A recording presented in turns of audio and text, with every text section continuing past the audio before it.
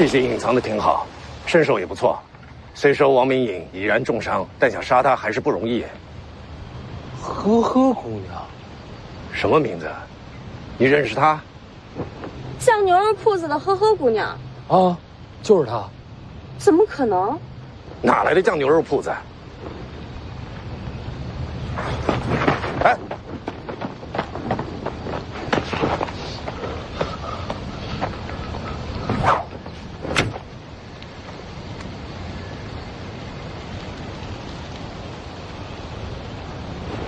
能救吗？这丫头为了你，连命都不要了。抬上车去，我试着救她。还有凤子营将士，也请前辈束手。我是剑客，不是郎中啊。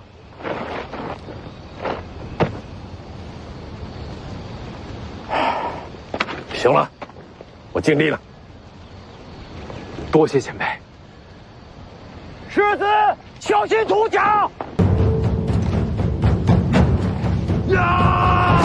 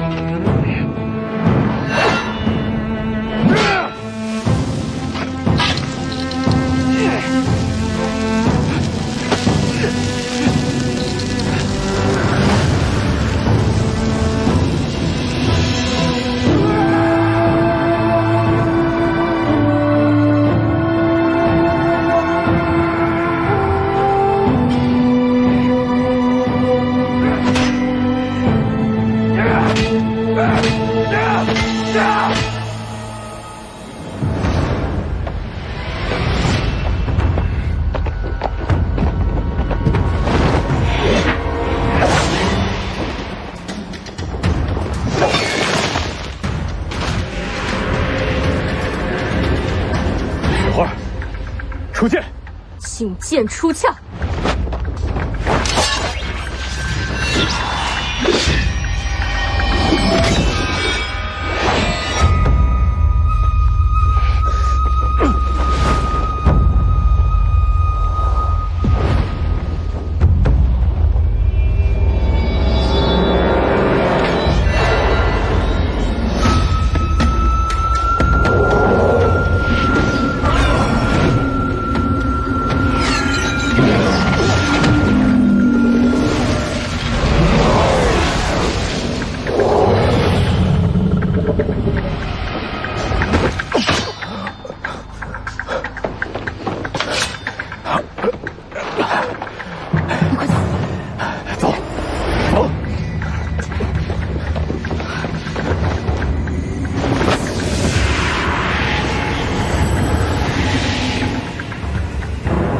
我快不行了！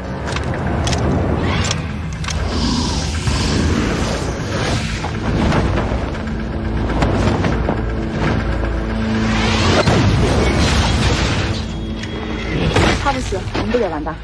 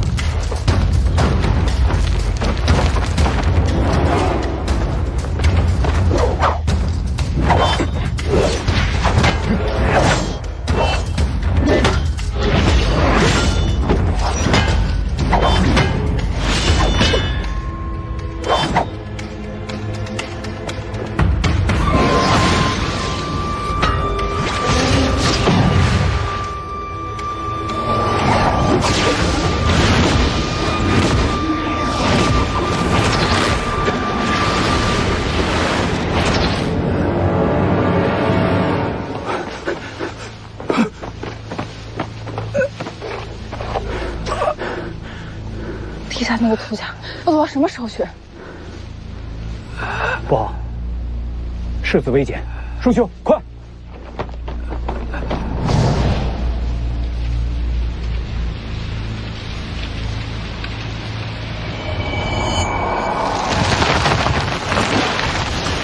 小心！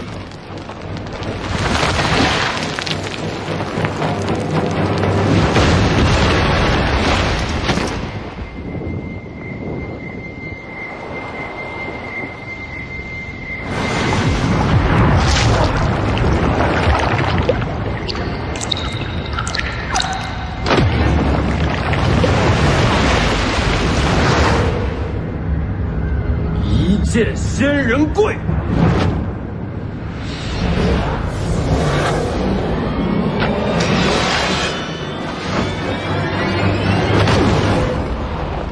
我这一剑的真意，就是要借天道之力威压众神，斩去无能者的脊梁和妄念，让他们知道有我李存刚在，天下无间。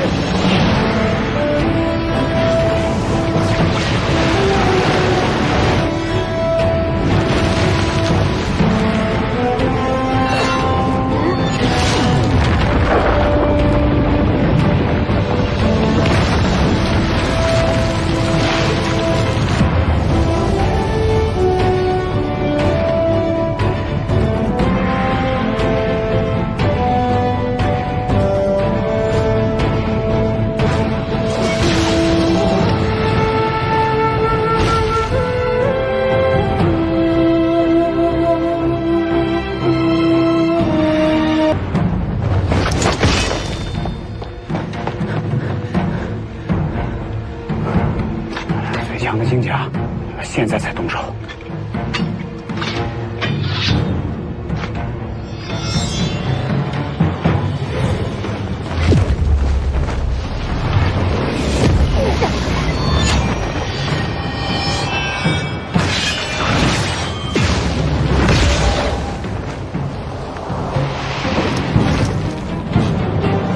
柯姑娘，真是你！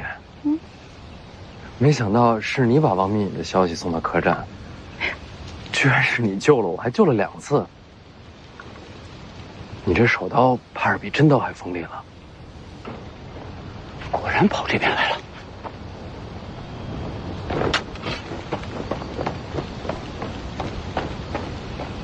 魏爷那边战况如何？穆家和霍家全毁了。霍家回去前，自然暴力，雨烟堂过量运用赤霞剑诀，前辈，已经脉寸断。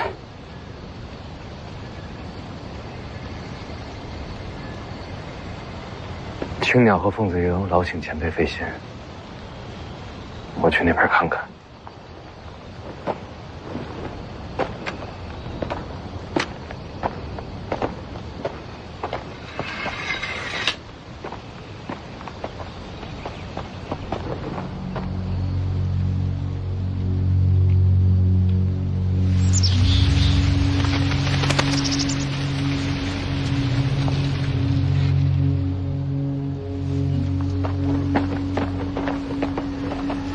世子，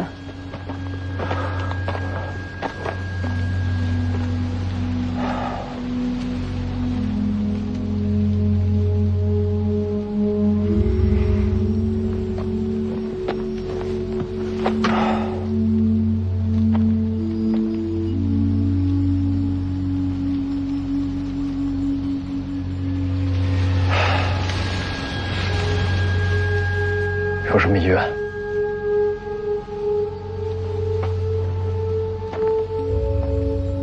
林家剩下的人，你给留条活路。好，我答应你。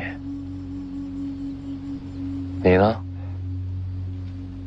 死后要不要葬入林家祖坟？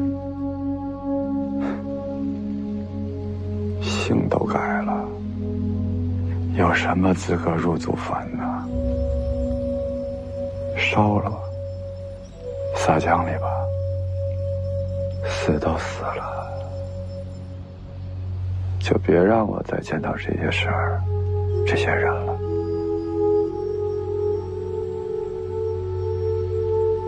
哎，刚才作战的时候，我是赴死去的。我知道。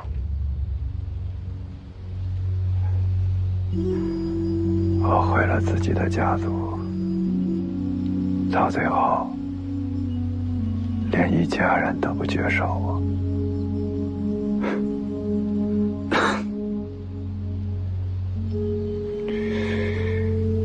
像我这样的人，活在世上，每一刻都是煎熬。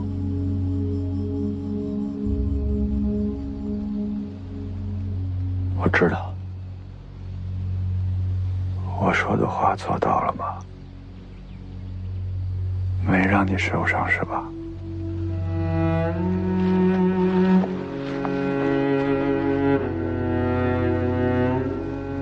你言而有信，无愧探花之名。真的。真的。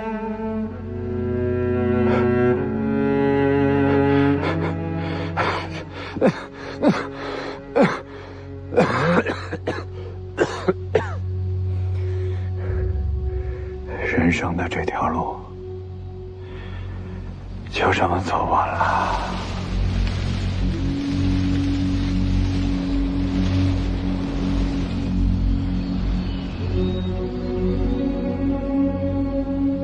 太难了。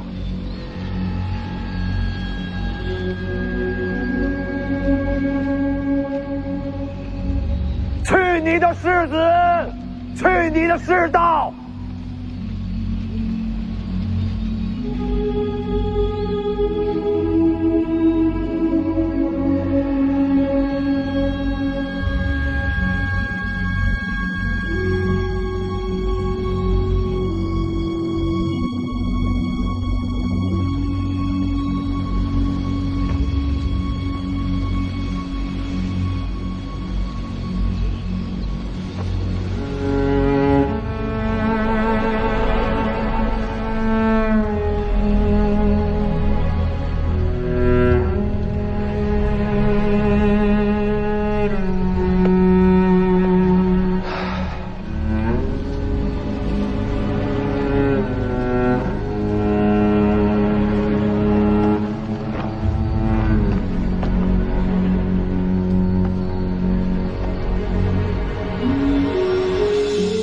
魏爷爷在。替他火化尸骨，骨灰装入坛中。明白。这边我来处理。世子，先回马车那边。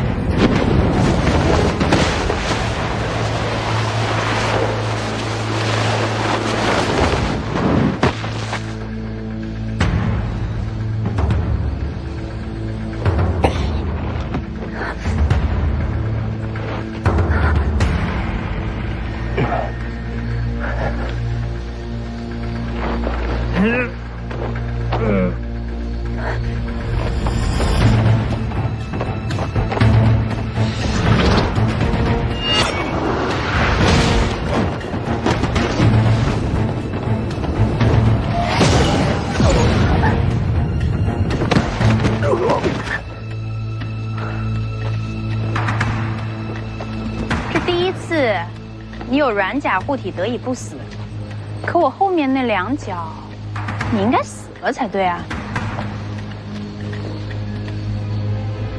你还真把王重楼的大黄庭化为己有了？河姑娘，我跟你有仇吗？没仇啊，不过有人要花1000两买你的命。靖安王？那你为何要救我？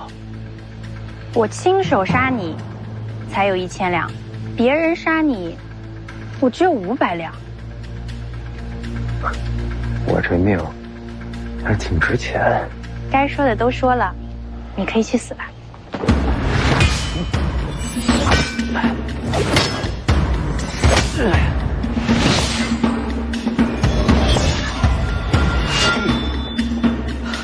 你这不是刀法。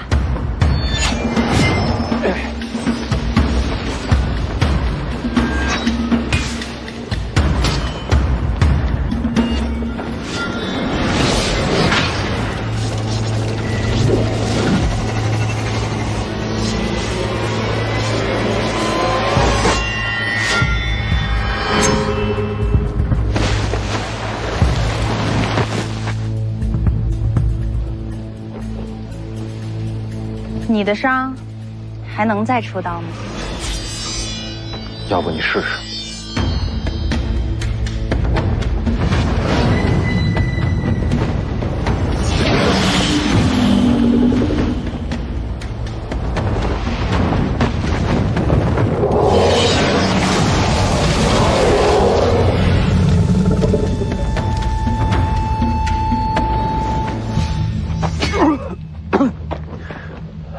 你没事吧？没事。刚才看你用了剑九皇的剑法，剑1到剑9，老皇都留给我了。练了挺久了吧？这可是你压箱底的本事。青岛没事吧？他的命暂时保住了，那就好。可你要死了。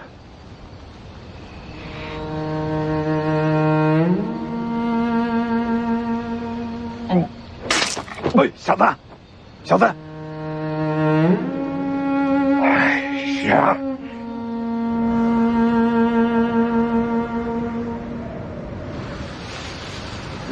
把兄弟们的尸首认真包好，送回北凉。是。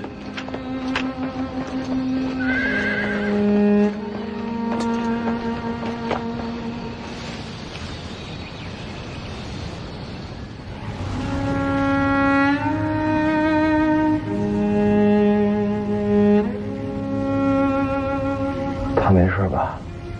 你醒了，他的命是保住了，我正在给他输送真气。命保住就好。你还是多管管你自己吧。小妮儿，你这会儿杀我，一杀一个准儿。神符不是借给这老头了吗？没法杀。神符还你。反正你也快死了，不差这一套。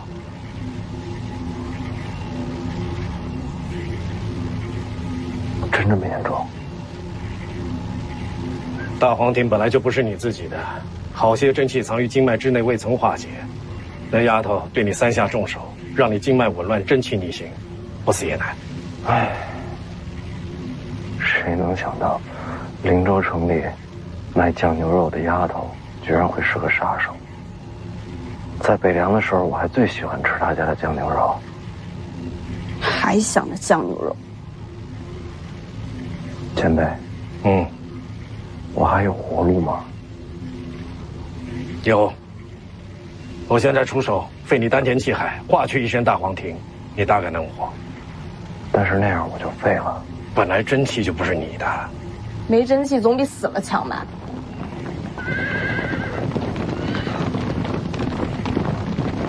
什么声音？好像是骑兵。靖安王来。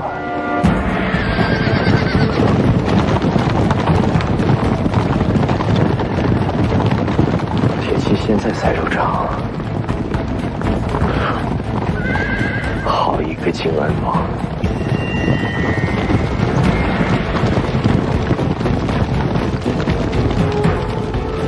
奉这个敬卫！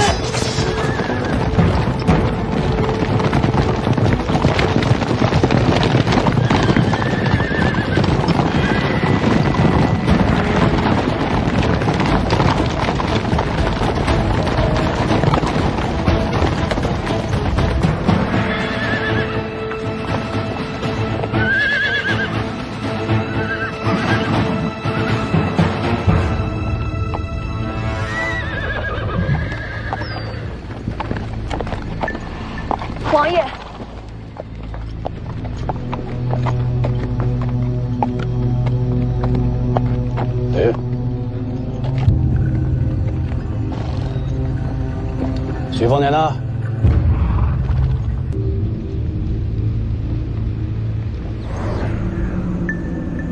前辈，帮我看住他们俩。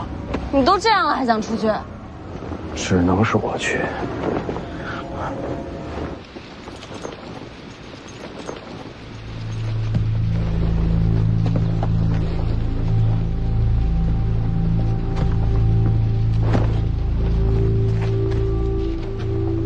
王叔，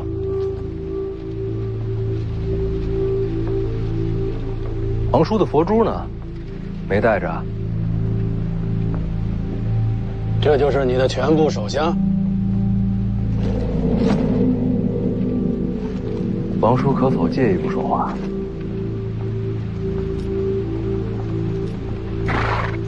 跟过来。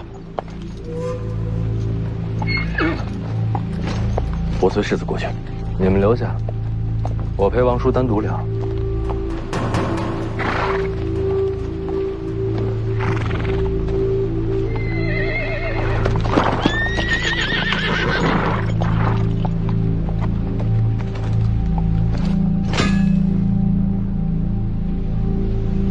王明银死了，天下第11名不虚传，幸好小侄身边有两袖青蛇的李淳罡。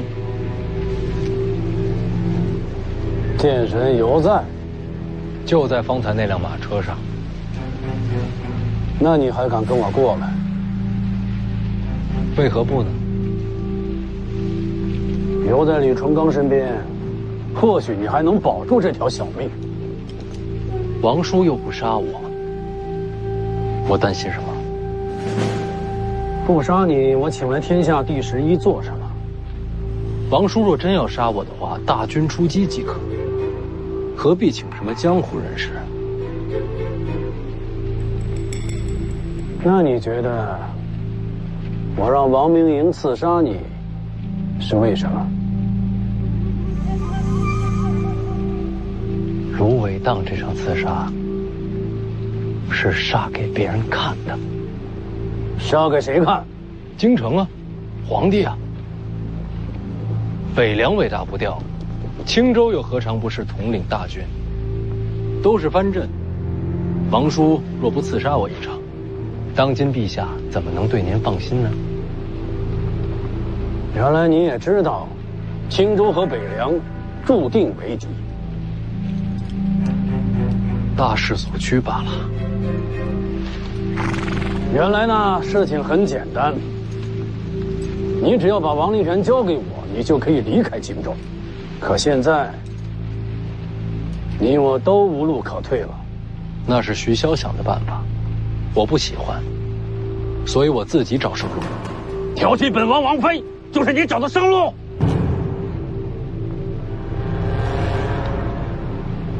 再相反，乃至整个青州，人人皆知，王叔最宠爱的，就是王妃裴南伟。青州境内都知道，晋安王将王妃裴南伟视作珍宝。世子赵寻呢，曾经痴迷裴南伟，后来呢，被晋安王娶做王妃。成亲之后，晋安王对王妃宠爱有加。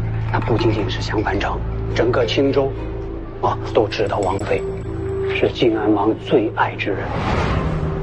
而我呢，一直在想一个问题：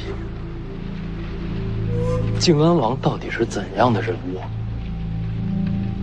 当年众王夺嫡，王叔城府最深，麾下嫡系不到最后时刻绝不显山露水，只是时运不济，才败给当今圣上罢了。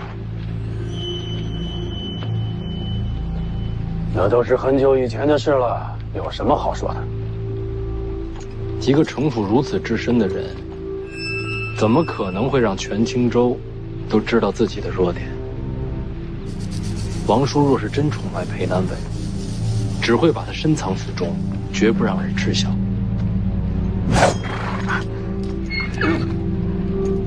你们不知道我是谁吗？退回去！晋安王好慷慨啊，居然让自己的王妃给我们陪葬。一个有弱点的人，自然会让人放心。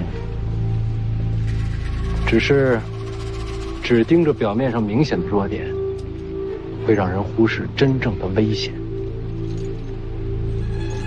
裴南伟是我的弱点，只是王爷自己造出来的弱点罢了，推给人前看的。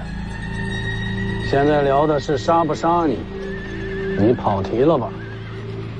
王叔送来的弱点，正是小智的生路。王叔其实心知肚明，一直有一条可以光明正大放我离开青州的理由，而且还不会遭到朝堂猜忌。送职千里。当我看到这4个字的时候，我就和裴南伟说了，王叔的这句话有2层意思。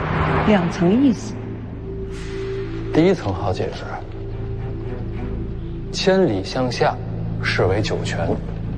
王叔想要送我归西。第一层嘛，是给天下人看的。我挑起王妃，惹来杀身之祸。第2层意思呢？这第2层意思，王叔是在送礼，把礼物送给小侄，送至千里之外。礼物是什么？那自然是裴南伟了。本王把自己的王妃送给你，这才是王叔不杀我最好的理由。小侄好色荒唐，胆大包天，不仅调戏王妃，还把人掠走了，最后以王妃性命要挟王爷。王爷无奈，只能放我离开青州。更妙的是，这一放之后，朝堂绝对不会担忧青州和北凉暗中联盟，毕竟夺妻之恨绝无转圜余地。若本王真的想放你走，又为何要闹这出芦苇荡刺杀呢？不刺杀的话，朝堂怎会安心？假刺杀，刺杀不假。我若真的死了，那就说明我没资格做王叔的盟友。盟友？有深仇大恨做掩护，青州和北凉未来或可同舟共济。前提是等你继位北凉王。王叔就不想试试，再去争一争的位置？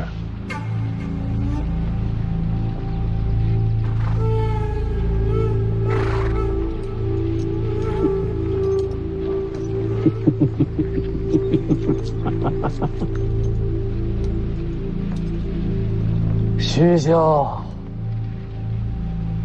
生了一个好儿子。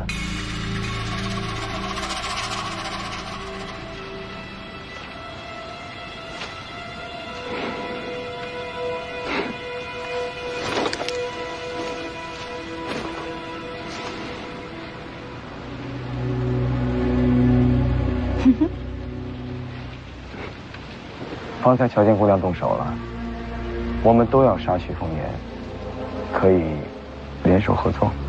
1000两黄金都是我的，滚！不然杀了你。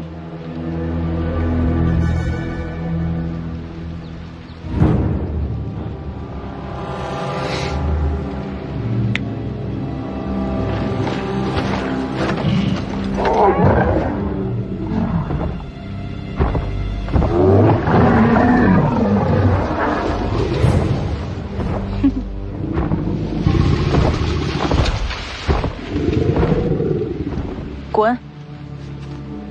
好嘞，那我就先滚了。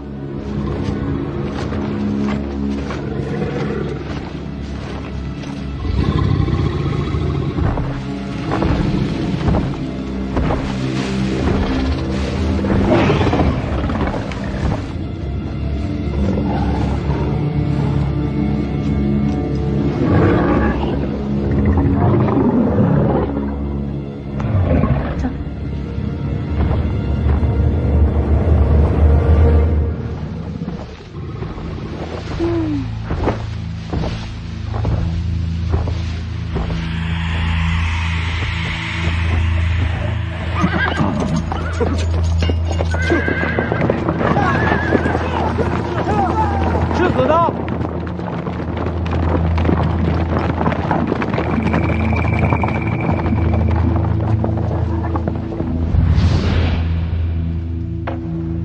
这本刀谱是本王从武帝城求来的。既然你使刀，总会用得上。那这木盒呢？里边是半柄木马牛，李剑神的佩剑。正是。虽然被王仙追折断，可就算是断剑，在剑神手中也是神物。提前准备。您是早就知道李淳刚与我同行，就知道李淳刚在，才放心让天下第11出手刺杀。刺杀就得真实，可是也不能让你的脑袋真的搬了家，不然徐骁那个老疯子铁定马踏青州。王叔，我是想礼佛，可没打算自己去西天极乐呀。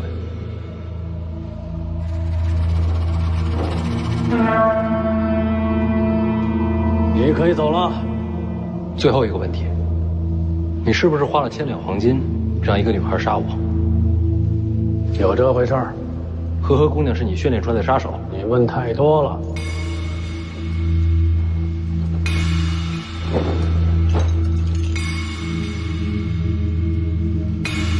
最后一个忠告：不要带裴南伟去武帝城。这个女人有问题，我怀疑她是故意接近我儿子，所以我干脆先把她娶了。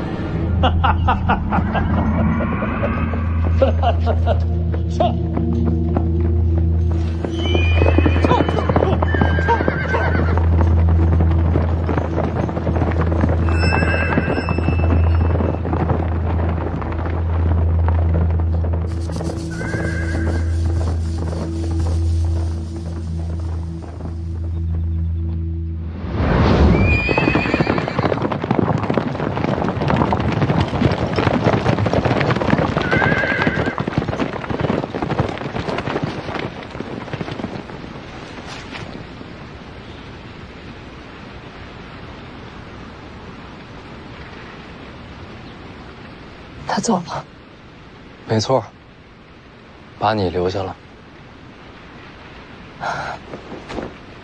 你就不想问问，我准备对你做什么？我倒是有一个问题。你说。你送走王灵泉，约我来芦苇荡，是早就猜到有一场刺杀。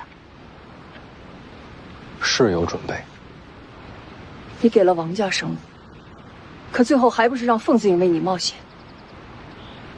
这些人，全都是因你而死。徐凤年，你的慈悲可真虚无。放肆！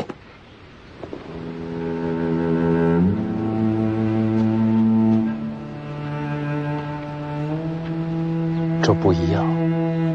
怎么不一样？凤子营100人随我出北凉，与中域福将洪甲战死45人，春神湖船战又有2人牺牲。今日一战，所剩者不足10人。这些战死者和王伯一家一样，都是我北凉子弟，但他们身本不同。王伯一家是普通人，而凤子营是军人。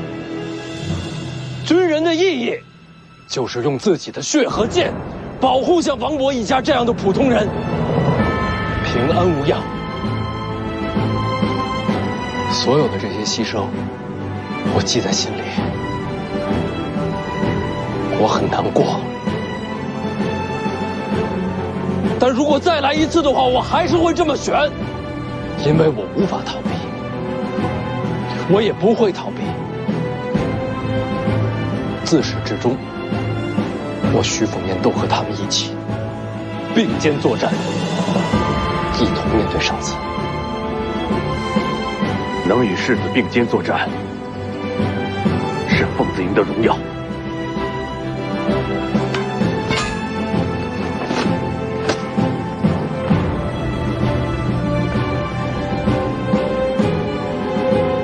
世子，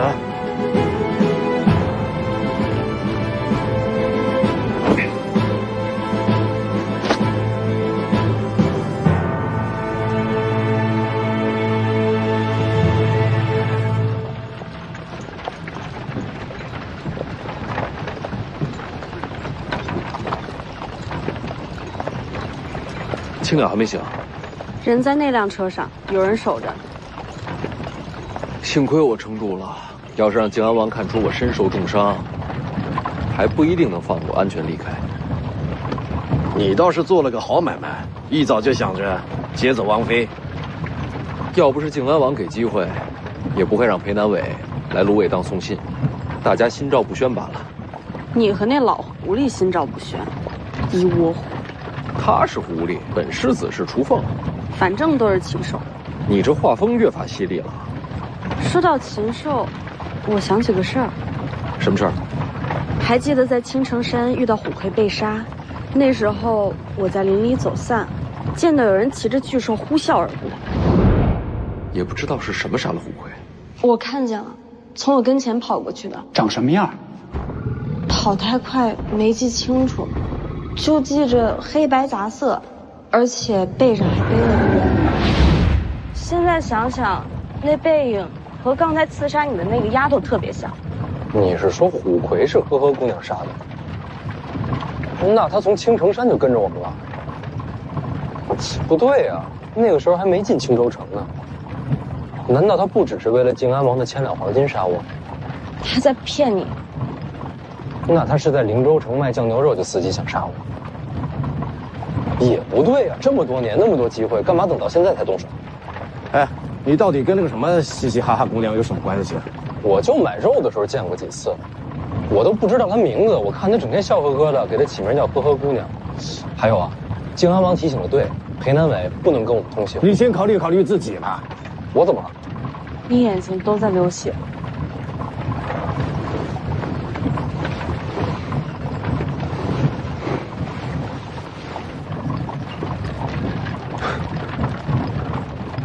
这便是七窍流血吗？听说过这词儿，没想到有一天自己亲身体验。再体验下去就得死了。前辈，除了上次说的毁丹田，还有什么生路？有，请前辈明示。消化真气，脱胎换骨就能活下去。脱胎换骨？大黄庭在你体内潜藏，日积月累的，慢慢融入经脉，虽然稳健，可消散的越快。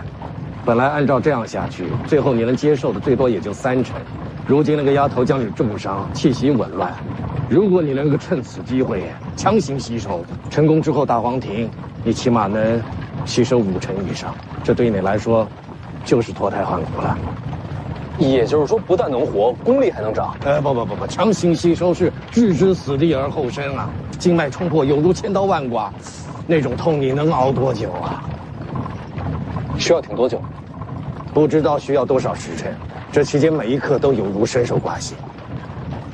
一旦开始便无退路，只要你放弃了，立时经脉寸断而死。这种痛，不是人能熬的。我想试试。你身为北凉世子，你然位高权重，就算你不会武功，你何必冒这种险呢？老黄挑战王先知而死，总有一天，我要替他再战一场。就为了见九皇？我娘的死，凶手为之。将来，我要亲手为他报仇。决定了？是。这是你自己选的路，死了不能怪我。不怪前辈，是我自己找死。你不劝劝他？换了我也这么选。行，把衣服脱了，选个舒服的姿势坐好。小子，你坐稳了。我现在将真气帮你导入经脉，之后就靠你自己熬了。多谢前辈。来。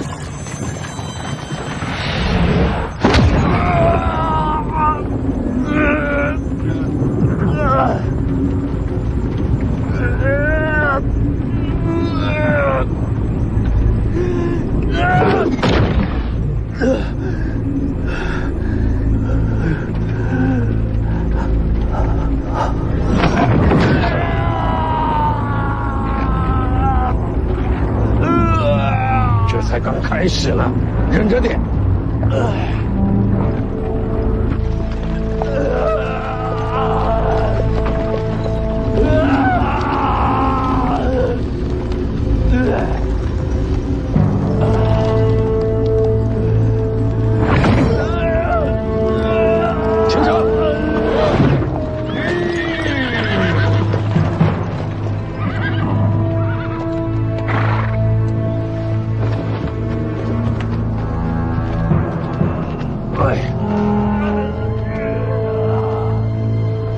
前辈，你们帮不了他的，这千刀万剐，要他自己扛。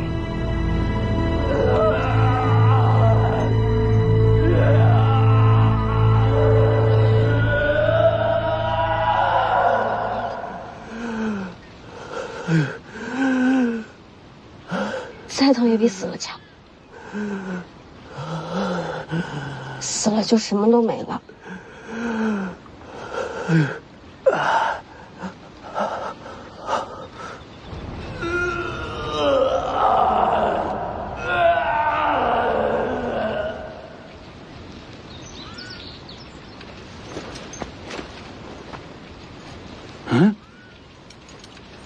怎么没声了？疼了那么久，怕是喊不出声，也没力气动了。这都几个时辰了，还要熬多久啊？那得看他自己。那熬不住呢？哎，熬不住就得死啊！前辈，世子若死了，我们这些护卫怕是都要陪葬，还请前辈救世子一命。没办法，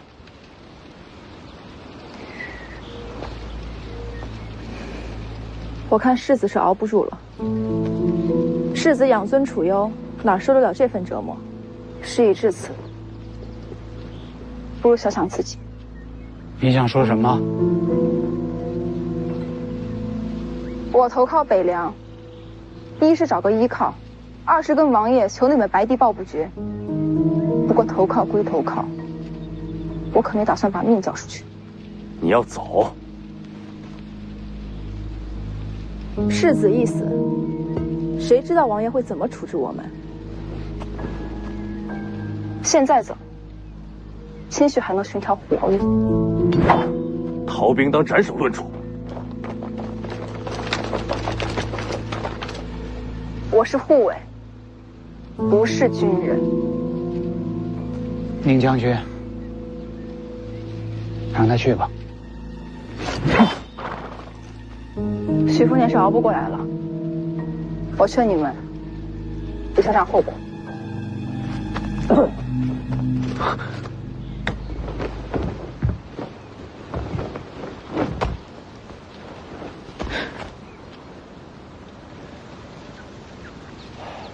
这就尴尬了。你说你晚走片刻多好。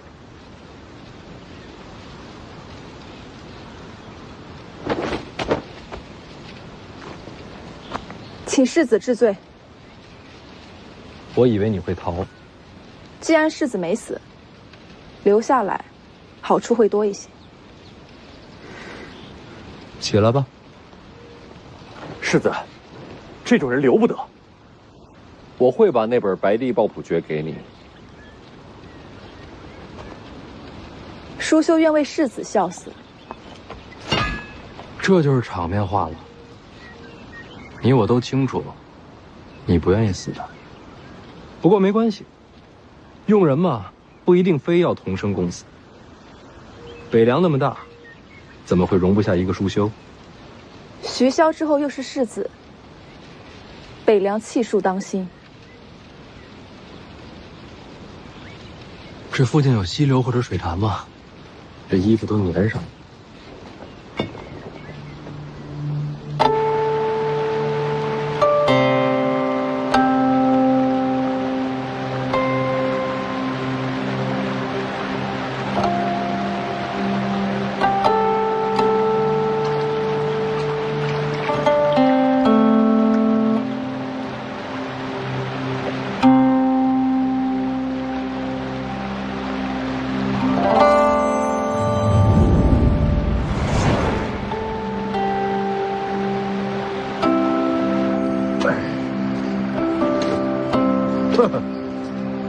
刀枪不入的麒麟甲，什么刀枪不入啊？还不是被呵呵姑娘一手刀打成这样？那丫头功夫诡异，要没这套甲，你已经死了。可惜没有第二件了。反正也用不着了。大黄庭几重了？按武当的功法算，有4重了。你真是踩到狗屎了。王重楼自己也不过6重大黄庭。那这么说，我还得谢谢呵呵姑娘。你把命给他就是谢礼。前辈，我现在算高手了吗？高个球，倒是心性还算坚韧。那您考虑不考虑，传我几手上乘剑术？用刀的非要学剑术，兼容并蓄嘛。贪心不足。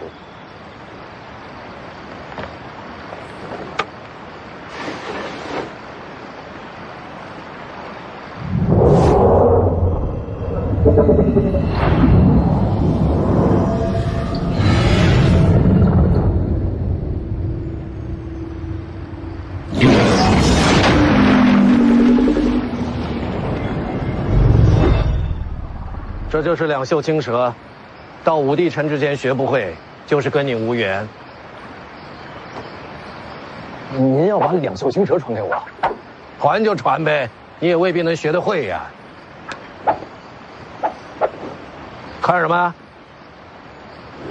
靖安王不是把木马牛还给您了吗？怎么还拿着木剑？我给扔了。扔了？为什么？断了的剑，拿它做啥？那可是名剑，你舍得？到我这境界啊，铁匠铺找把钝剑拿着一样是剑神。您是什么境界？天不生我李成刚，剑道万古如长夜。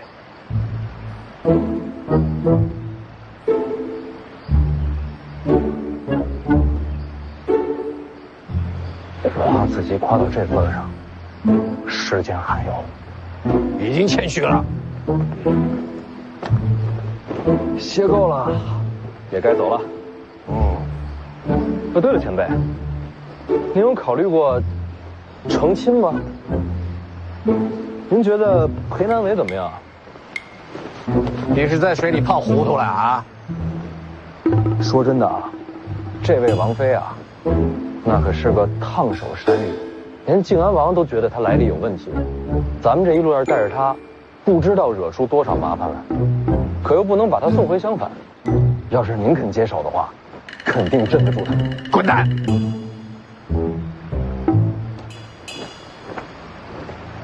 魏爷爷，世子，前辈，青州骑兵追来了。不应该啊！靖安王要杀我，何必等到现在？是世子少询，为王妃而来。看看，麻烦来了。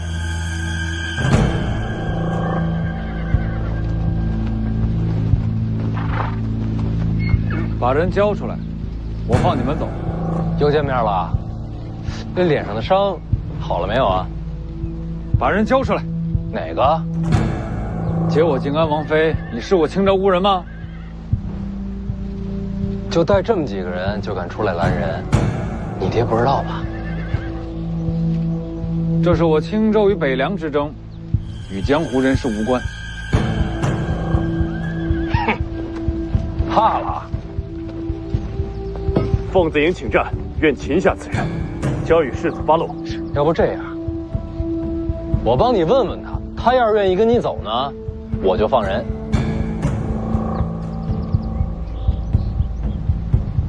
你都听见了，想不想跟世子回襄樊？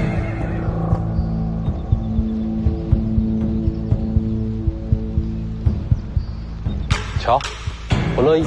怎么可能？定是你胁迫于他。别他呀他呀的，论辈分那是你娘。准备冲阵！世子，陆球有罪，天下万法，世子受苦了。世子，陆球来晚了，世子，快给陆球看看，世子，受伤没有啊？好点没有？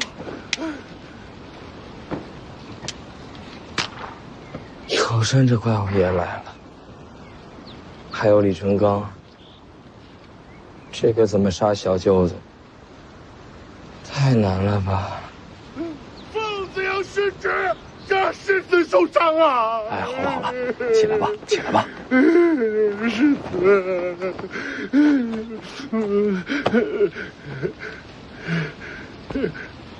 子，谁呀？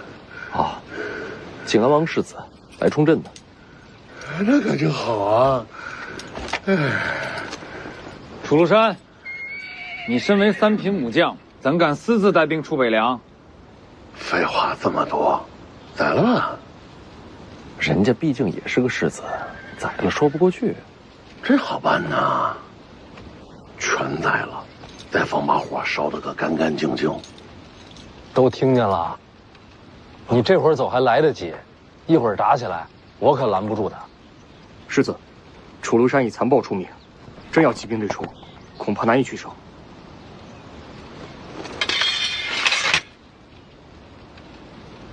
今日之耻，来日必报。你敢再指我家世子试试？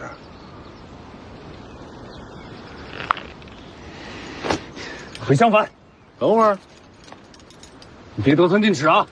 都管我呀！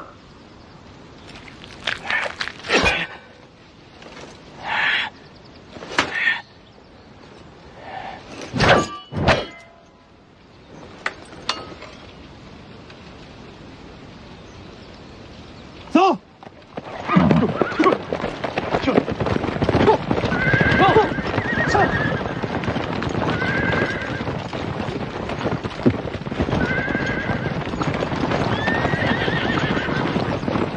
还是世子宽仁。要我说，这种货色宰了也就宰了。你怎么来了？义父让我来的。徐骁啊，他不是在京城吗？义父说有药英送来见岁，我便率本部骑兵来青州寻世子啊。哪儿来的药英？我也不知道，反正那天我看见药英来了，我就出发了。还好让我赶上，没让世子受委屈。等会儿，他让你来青州干什么？他没说呀，只说让我听世子吩咐。要不我随世子去武帝城吧。胡闹！那世子说我该做些什么呀？回北凉。啊？我这么大老远来的，你让我回去了？要不你让他们回去，我一人留下。你是从三品闯青州已经是极限了，再跟着我京城怎么想？那我就辞官了。胡扯！大交代。世子，闭嘴！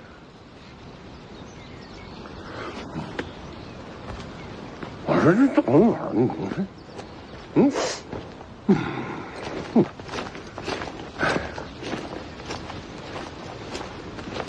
等等。这么说起来，还真有事要交给你办。这就是靖安王妃，是挺水灵的。这两个人，你给我送回北凉。把我交给楚禄山，还不如杀了我。哎，你瞧瞧你这什么名声！王妃放心，虽然我楚禄山什么脏事都做过，但唯有一样，世子交代过的人，打死不碰。青鸟送回府上，好好调养。至于他嘛，毕竟身份特殊，不能留在府里。不如我寻个院子，把他藏在胭脂郡。倒也可以，不过得保密。陆球明白，谁都不说，好好守着，就等世子回来慢慢享用。什么叫我慢慢享用啊？这位论辈分是我婶婶，所以我才要保密呀。少废话，把人看住就行。遵命。我知道你身上藏了秘密，等我回了北凉，慢慢问你。世子，你醒了？我不回去。你身上有伤。青鸟愿随世子同行。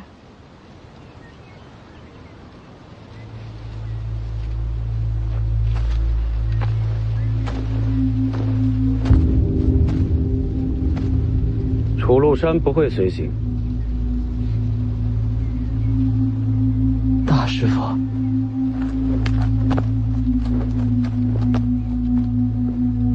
您要亲自出手？我不能露面。您不出手，还有谁能从李成钢手上杀徐凤年？就算我出手，也未必能胜过李成钢。啊？那可怎么办啊？如今5具福将红甲，就剩下1具金甲了。去龙虎山吧。龙虎山，找龙虎四天师。去后山深处，无底潭边找钓鱼人。要直面李成钢，只有靠这一位出手。您说的这个钓鱼人，是隐士高手吗？可是人家好端端的，为什么要帮我杀徐凤年？他叫赵皇朝，身上也流着皇室的血脉。皇族，徐家终究是皇室的心腹大患，从这一点说起，他应该会出手。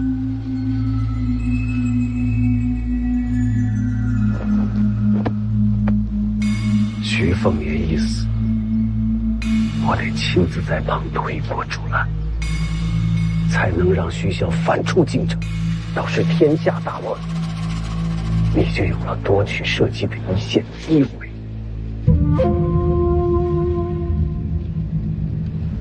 多谢大师傅，担心接力。一切谋划都要从徐凤年之死作为开端。我明白，这个小舅子一定要死。您千万保重身体。这一路上，如果有人对您恶语相向，您都记着，回头一家家灭门去。这话你都敢说，你是连军法都不怕了？您比军法重要。还有一个事儿，你上上心。王林泉一家已经回了北凉，你帮我照顾着点儿，别让王家受委屈。世子放心。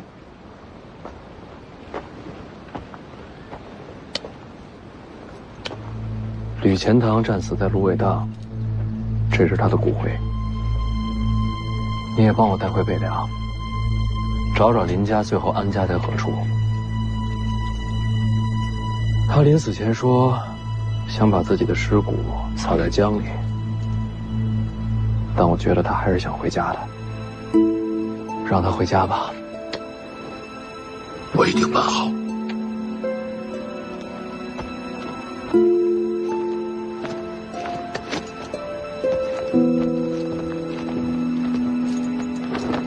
世子保重，驾！